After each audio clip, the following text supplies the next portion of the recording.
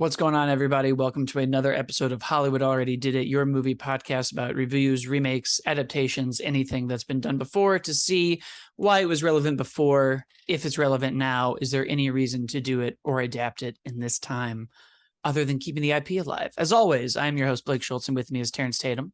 Hello, everyone. And this week is a interesting week as... The Flash is what we're doing. I don't even know how to introduce it because has a deeply problematic criminal.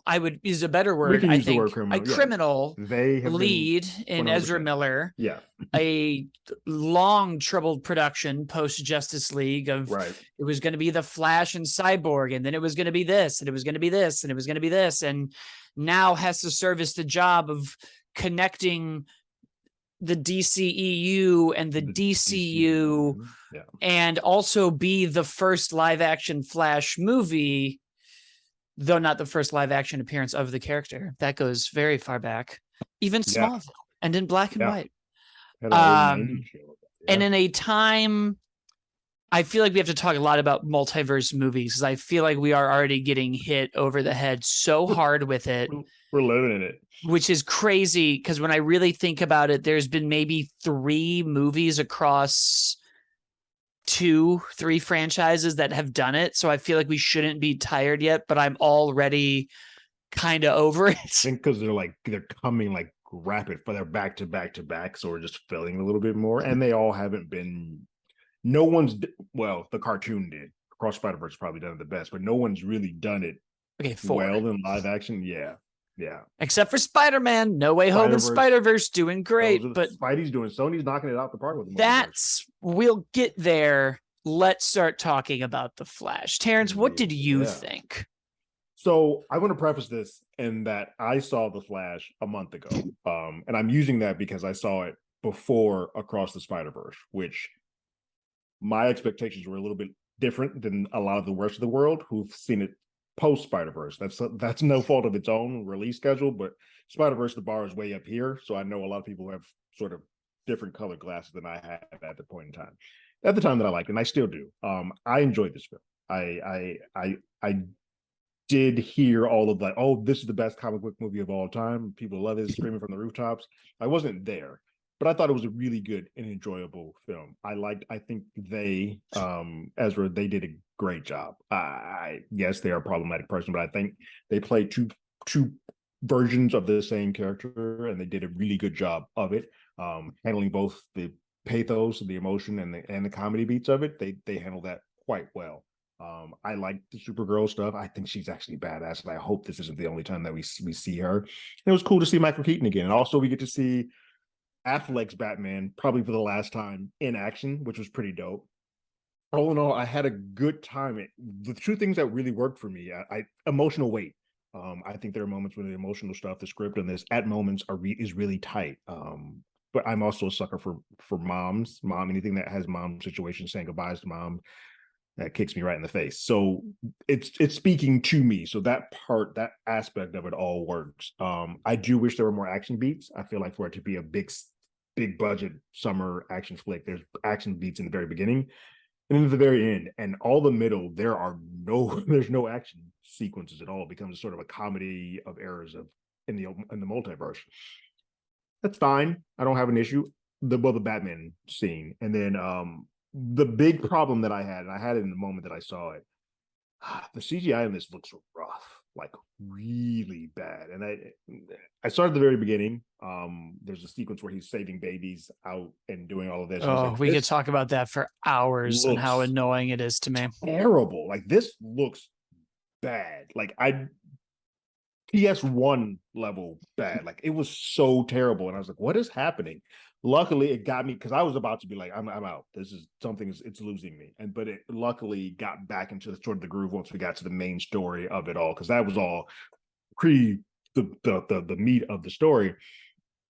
And it cleaned up a little bit, but then it got bad again on the back end. And I was just like, this doesn't feel like a big budget. Like, for this to be the first time you're seeing Flash in a motion picture, I shouldn't think that the CGI that's on the television series version of the Flash looks better than this. But it does.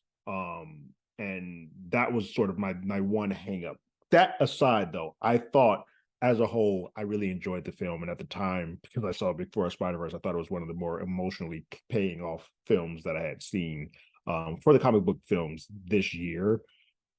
That changed when Spider-Verse happens, but I still think it holds up well enough in places. It's not a great altogether story, and I definitely would not put it in the comic book greatest of all times, but it's a really good time at the movies, and I think people should see it. But I also think it being sort of the epilogue of this version of the DCEU, maybe you can just wait, because I don't think it does good enough job of being that bridge between the DCEU and the DU. Oh, that's because it doesn't do it. Yeah, and that's what I think it was. So I think it was should have been a better. It should have done that more than say, "Hey, we're just going to finish this," and then nothing matters in this film. And that's the biggest sort of problem with the movie overall. Nothing matters in this. Yes. Yeah, I think you definitely liked it more than I did, and I've now seen it twice. I went on Thursday, and like dominoes, every single person that I was seeing this movie with canceled. And then this is such a stupid movie going story that has nothing to do with the film, but it does have to do with why I went twice. And then my roommate was like, I'll go with you. I'll try to get one of the seats that canceled next to you. He couldn't, so I canceled my ticket. Then he did get one of those seats, and then I got one much closer to the front of the theater. Then he ended up having to cancel anyways. So I'm sitting like hungry after work, tired, frustrated, as close to the screen as I don't want to be. And the whole time was like, why is this not working for me? Because the scene with the babies was so weird that it just disconnected me right away. Mm-hmm. Am I struggling because Ezra Miller should be in prison? Should not be here. Or am I just like pouty? So I went the next day in IMAX. So you at least thought, hey, this might be on me. I might be bringing baggage to this. Because I have definitely seen movies when I'm like 2, 3, 4 rows that later when I see it, I'm like, oh, this is great. I was just too close to the theater screen rather. Mm-hmm. And I also know, I was like, I don't know, maybe I'm just tired. Like, let's give this another go. I have an A-list. It's fine. All right. Yeah. Same problem. I'm watching these scenes with Kara and Michael Keaton, and I'm just like, man, I should love this. And I think I've really finally figured it out after sitting on this for a while, because there is a lot of stuff that I like. Mm-hmm. And I think when you look at every aspect of the movie that isn't that CGI, which didn't bother me as much as it bothers everyone else, although it does look weird. It's just a weird choice. It's just weird. Having this like almost like, I don't even know what to call it, like a fly eye that has all the, there's a word for it, prism maybe, I don't know, but everything's connected and mirroring, and they're in 2D but 3D, and it's all I don't like it. I don't know why. It's a choice, but it's a weird choice. It feels like an active choice to be like, I'm not going to do time travel the way anyone else has shown it. Correct. But I think really that scene with the babies takes me out right away. Yeah. And it's such to me a simple fix where I'm like, if he had just run up, saved all of them, and then one fell out and his calories were at 0 and he had to figure something out, fine. But it plays like such a gimmick, and the stakes are so high that they don't matter. And it's like, not only are they falling, but there's a scalpel coming at one and a fire coming at another. And I was like, so the babies are not only falling, but they're in peril during the fall. And so it's not almost played for laughs. And there's no other way to play it. But you're like, it's playing for laughs, but these guys are legit in peril. Yeah. These things don't match. And it doesn't work because it's like, it's babies and it should be like, holy shit. Correct. But we do it as such a gimmick. Yeah. And it's so long. It's about, that scene is 10 minutes by itself. I hate it. I really do think that it disconnects me from the movie so quick, and I never really get back in. Understood. And I really like more and more. I'm like, yeah, I think that thing's just right there at the top, and it just pops me out, and I just couldn't get back in. It's so weird though, because it's not necessary for the movie. Like, you can tell me he's been doing weird, odd jobs as the sort of the janitor boy for the Justice League without showing me that scene. Like, I don't need that. And then I do think some of the other, like the Michael Keaton of it all that I was so excited for, is good and he's great and it's fun, but it never feels like it coalesces to anything beyond just being like, guys, we got Michael Keaton. That's all it feels like. Yeah. I was like, this could have been Ben Affleck. Mm-hmm. Because you don't really like the bag laughs. So I'm still like, well, this isn't like the Burden verse. Right. Because we're also, and this is also my problem, because my biggest problem in sci-fi movies is we establish rules and then we go, never mind. And I think when people talk about Back to the Future, we've now referenced it in this movie and in the Avengers. Although I will say in this movie, the Eric Stoltz joke, hilarious. Killed it. I was like, that well done. Of Bravo. All the bits in the movie that are kind of whatever, the Eric Stoltz, he's great. Bravo. Yeah. Oh, Top Gun? You mean and then they just start switching the hero. Yeah, actually, I was like, this is great. I love it. That's so good. Yeah. But Avengers does a decent enough job of going, well, it's Back to the Future with a but. And we go back in time, and the only real difference is that it doesn't necessarily change your future. You just got to put everything back in place, or you create divergent timelines. Yeah. But time travel is not the multiverse. Right. And then you have things like Terminator, which is very much like time is a circle. Right. And if you change one thing, you affect everything else. It's still all connected. And it's always, actually, you can't prevent anything. It will come. It's still Judgment Day is inevitable. Yep. And Back to the Future is, oops, second one, could put it back in place, correct one. Right. This movie is like half Back to the Future, half Looper, and then is like, actually, when you travel through time, you create the multiverse because time's not linear. So you're not going back in time. You're going like diagonal through space and time. You keep just adding more and more versions of and the I was same like, point. Okay, so technically he can't undo what he's done then. Right. Following this logic. But then we keep going back in time less and less to save Kara and Michael Keaton. But that doesn't keep diverting it. It's not like when they show up, Zod's different or this. So I was like, okay. Mm-hmm. So are we, because then the ending big spoilers, George Clooney's at the end. And I was just like, okay, so, but like, what are the rules here? Can I go back in time? Because Flashpoint, like the comic is, we went back in time. I broke it. I went back in time and fixed it. And we don't really like, Barry just wakes up and it's almost a whodunit of how this happened. Right. And he's done this thing. He gets the letter from Thomas Wayne, changes it all back, gives it to Bruce. And it's like, well, no, that was the DC Prime timeline. Mm-hmm. It changed. And then we changed it into a new third one. And we don't really do a real ending. Like we bookend it with Batman to kind of be like, shh. Right. Yeah. Yeah.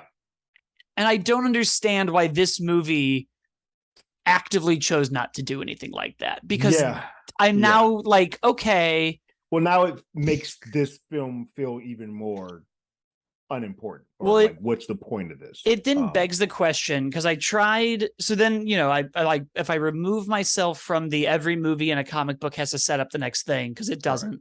Right. I was like, so this movie's trying to do three things. It's trying to end the Snyderverse, for lack of a better word, bridge the DCU, and be a Flash movie. Tell a Barry Allen story. Right.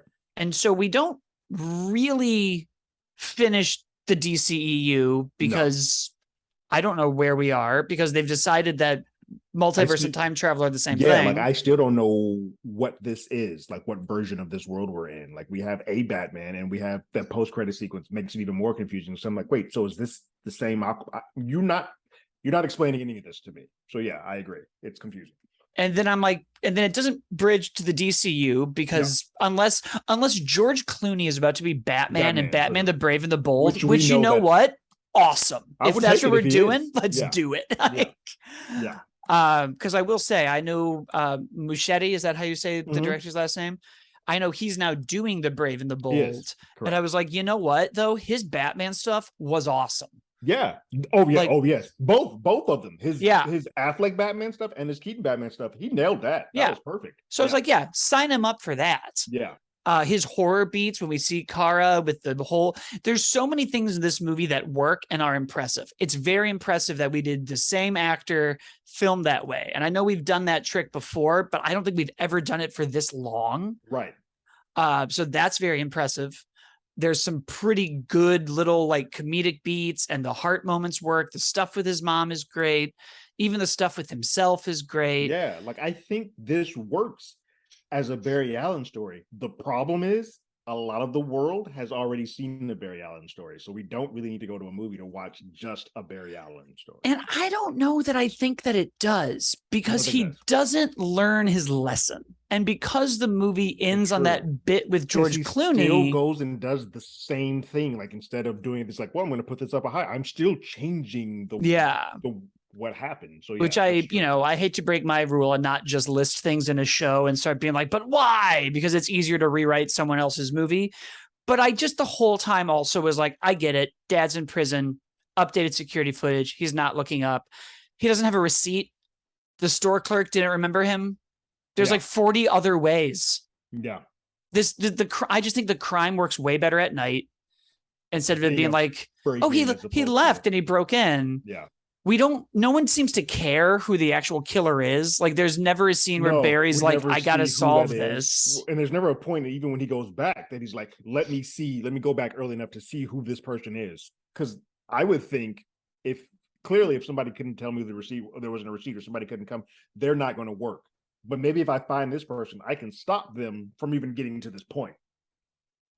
Which I really was like, man, we gave other Ezra great motivation to be Reverse Flash. I was like, for a while, I even was like, are we going to make our Ezra Reverse Flash? And he's actually just going to be pissed off. That's what I thought was about to happen. Yeah. And instead we do Savitar, kind of.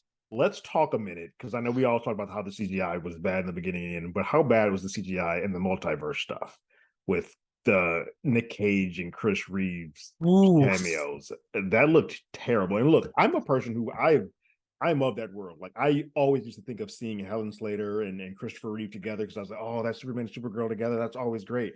And it should have warmed my heart, and it did for a bit. But then I was just like, oh, this looks as bad as that. We all clown Henry Cavill's mustache being removed. This looks as bad as that, if not worse.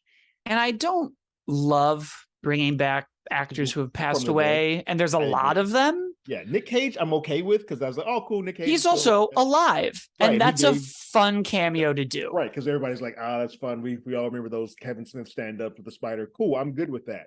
Christopher Reeves and Helen Slater felt weird. Especially when we have, like... Cavill is there. Like, you have a Superman to use. Routh... Yeah. You could go get crap. I'm thinking. What's his name from Superman and Lois? Yeah, Smallville. You have Supergirl, who just finished the TV series. Like, you have options other than what you did. There were a lot of cameos that would have been really cool. If you showed me like a Dark Knight Returns where like Steve Amell has his arm missing and is like taking a shot at Superman. Yeah, awesome. You could have done a lot of things. And I know Melissa Benoist, like, I know that Supergirl had ended. She would have come in for a day to just do, like, I don't know why this was the route. Just CGI is the other way you're going to do that. Let's lose archival footage. I was like, you already get to the point where the writers and whatnot are going through this stuff anyway. I was like, yeah, just using people's dead imagery just doesn't seem like this is the time to do this. It's weird, especially when it's like so many of them.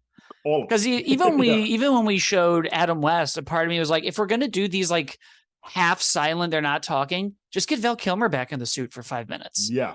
Like, I would rather have seen some weird Schumacher Dark Knight, or like him run for a brief moment than that. And then you would have had, that should have worked a lot better than it did. And I think there are ways to have made that work better and be a lot cleaner than the way that they did it. And they just took the cheap route out. And then it's not cheap.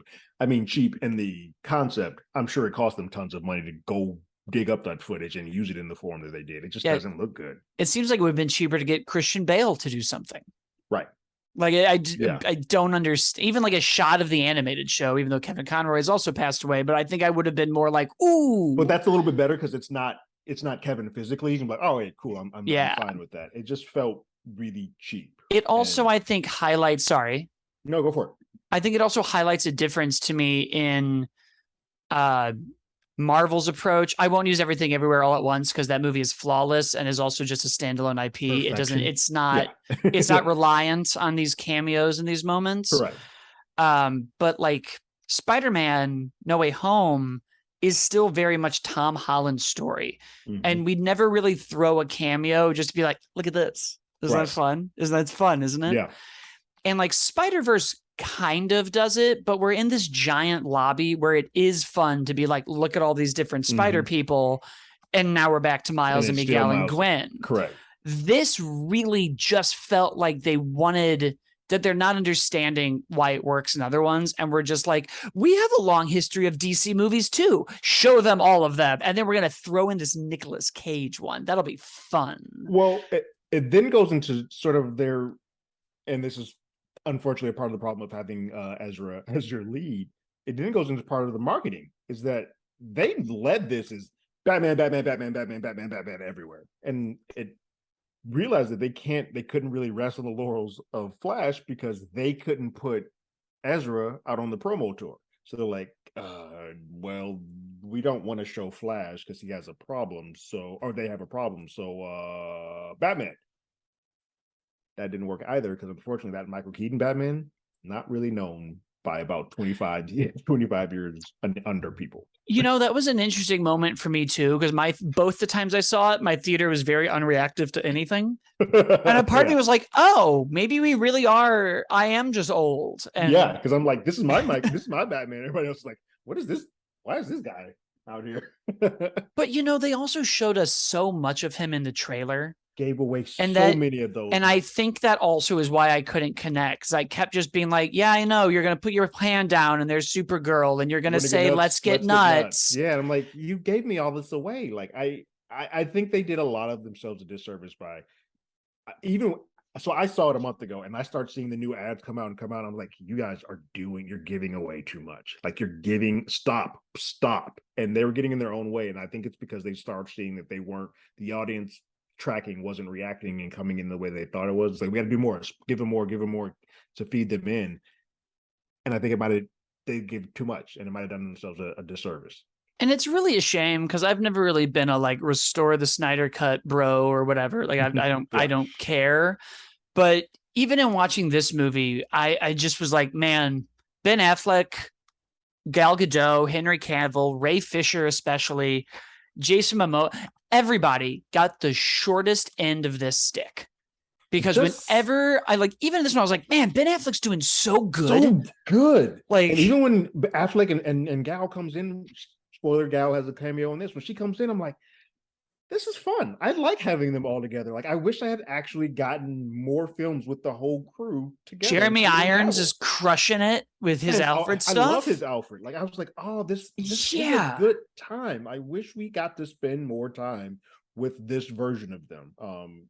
Whoever did it, I don't care if it was Snyder or somebody, but they all sort of felt it for the first time in a while. I was like, oh, I'm seeing the Justice League on, and then they go, and that's it. No more of that. And I didn't, I liked the Zack Snyder cut. Like I enjoyed that 4-hour insanity, but I love that. That's my favorite film of all of the ones that he did, all the 3 that he did. Even just the he's playing football. He's not Cyborg yet. I was like, you can't get Ray Fisher in here for 5 minutes. Yeah. You can't get 5 minutes. So my understanding is that they've had the Clooney ending was the most recent ending they shot. They shot that within the last 6 months. They had 2 endings before. One of them was a Michael Keaton and Michael Keaton's Batman and Sasha Supergirl were in the courtroom in one ending. The second ending that they had once Zaslav sort of took over, they had Cavill and Gal Gadot in the courtroom with them, which probably would have worked better because I like the Clooney stuff, but then it starts making me ask more questions. So they had 3 different endings, and that's when they wound up with the Clooney one. So I think they were originally still putting Cavill, but then you have to answer the question like, so wait, are we keeping Cavill? So yeah, what are we? So then once they made the decision that they're switching Superman, they're like, well, that's got to go. But clearly there's been no really official announcement about what's going on with Gal. They seem like they want to keep her, but just get a new script and director.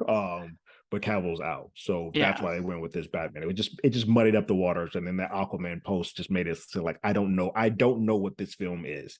And a lot of people, I think audiences are kind of like, we don't know what that is. We don't know where this fits. Or you're not a Snyder bro, and you're like, that still feels like Snyder. I don't want any parts of that.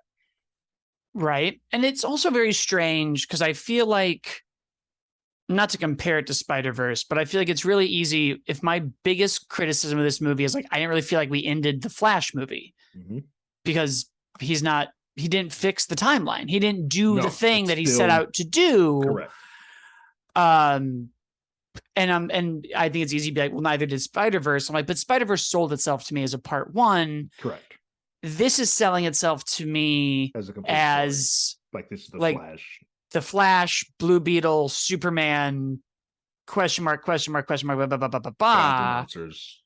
That whole Gods and Monsters phase of the DCU. So it's very interesting because I feel like so often what we try to talk about on the show is like, well, like, why are the themes evergreen, or why are we making this now, or why are we here? And I'm like, this story and this time, I think, should have worked very well for this story, because Flashpoint quite literally existed to, well, have Warner Brothers not pay creators as much, which is never good. But it allowed them to reboot it. Let's be altruistic and pretend that it was there to give you an easy jump on point for new readers. That's what it was doing. Why not? It's not about it. I hate it so much. And then, in the TV show, it was sort of just like a new popular story, and we threw it in there to throw it in there for ratings. You wanted a ratings boost, and it was cool to kind of get other people to come around. But it's by design to give you a clean start. And they sort of, I think, by going against that, opted not to have a clean start. And I feel like there's so many little fixes where I'm like, man, if you had just thrown in Reverse Flash and you had just been very clear of like, we went back in time and we changed it. If you go back in time, you can fix it. But also there is a multiverse. Right. Like, you could have done like a Flash. You could have done like, we killed Kang the Conqueror and now there's a multiverse. You could have very well done like, Barry, you fixed your timeline. You've also created all these divergent things. And then you could have done what Grant Gustin's Flash did, where they were just quickly like, oh, and here's a photo of Bruce Wayne and Selena Kyle from Batman Returns, and here's animated stuff. Oh, and Ezra Miller cameoed at the end of Crisis on Infinite Earths also. Correct. So that also adds a lot. So I don't know where that comes in. It's like, where's Grant? We don't see Grant Gustin at all in this. It is weird that this film takes place, has that happen, and it ends, and you're kind of like, well,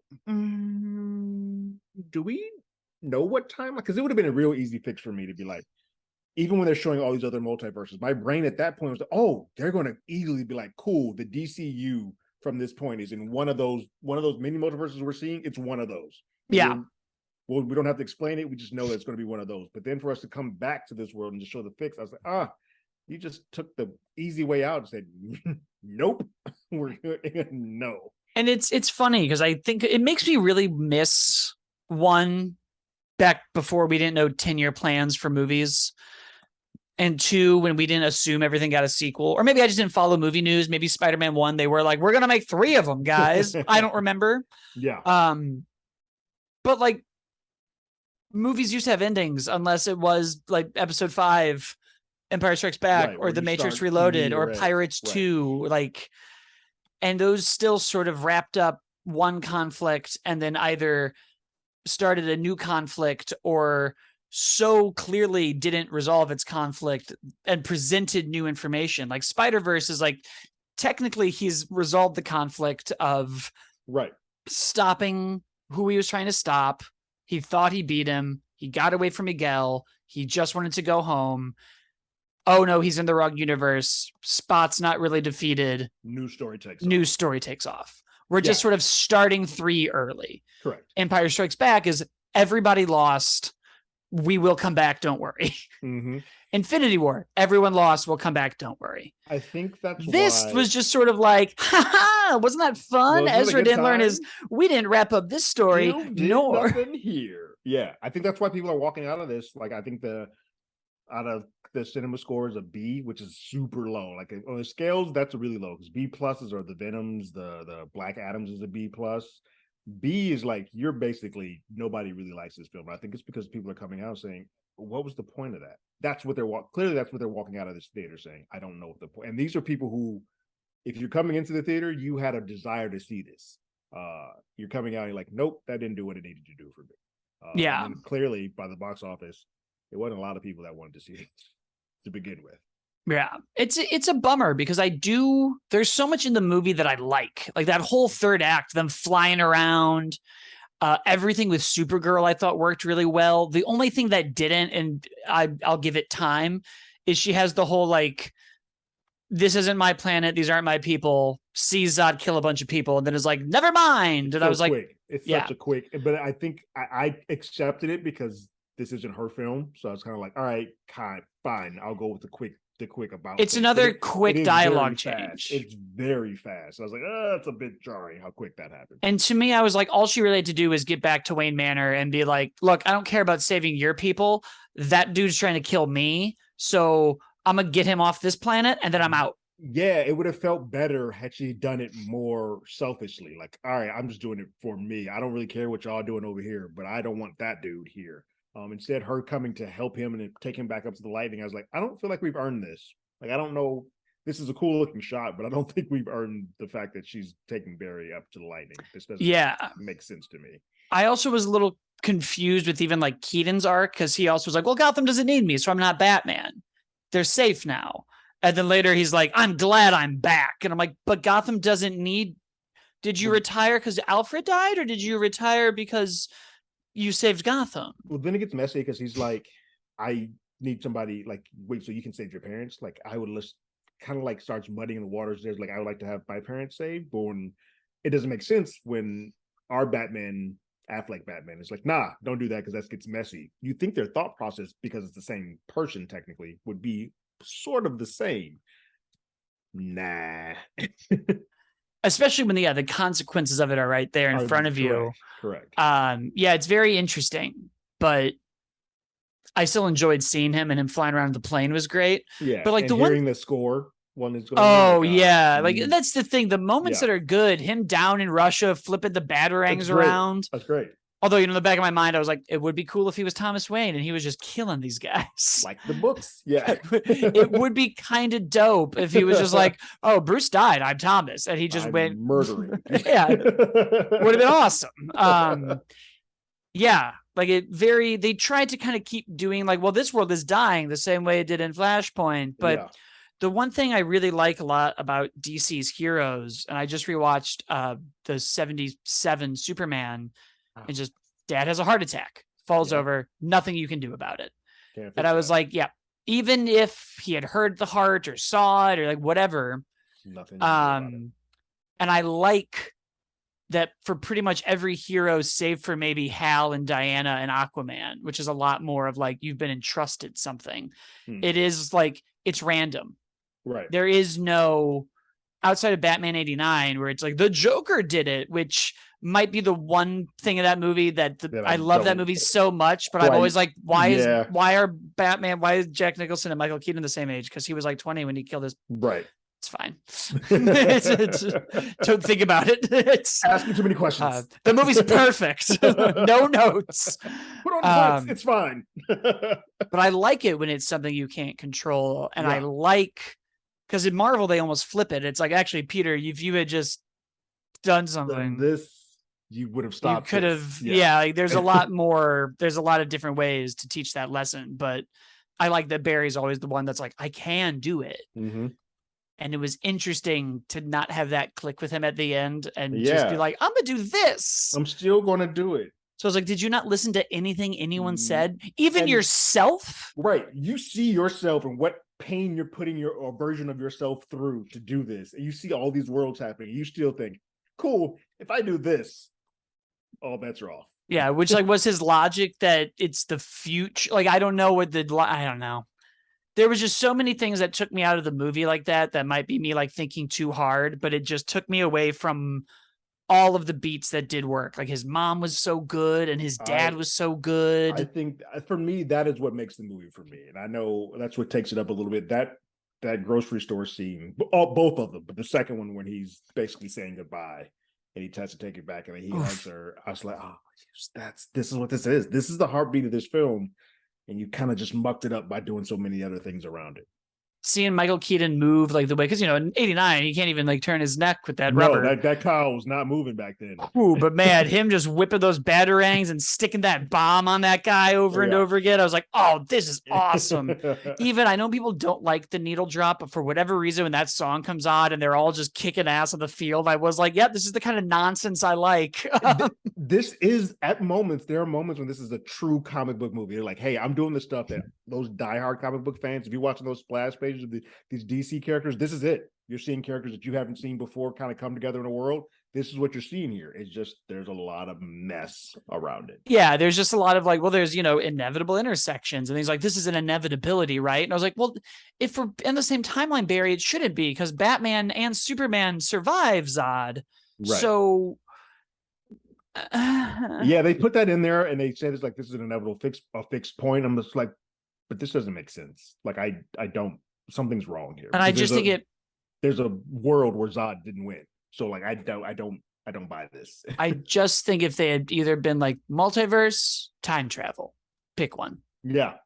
I think we could have both makes it yeah. Yeah. Because you could have done like, I get it. Wanda just did it. I want to find the multiverse where my kids are alive. Yeah. I get that we've sort of just done that, but like they weren't developing those movies, calling each other to get notes. Correct. And I think that works better than mixing. Like, I don't know. Yeah. There's just so many, like, what are the rules? Yeah. And it's just bothering it. It's like the Matrix 3 where I was like, it's just breaking enough of its own rules where I'm like, you're getting me out of it now. Cause I don't understand. There's no stakes when there aren't any rules. Cause now we can just do whatever we want.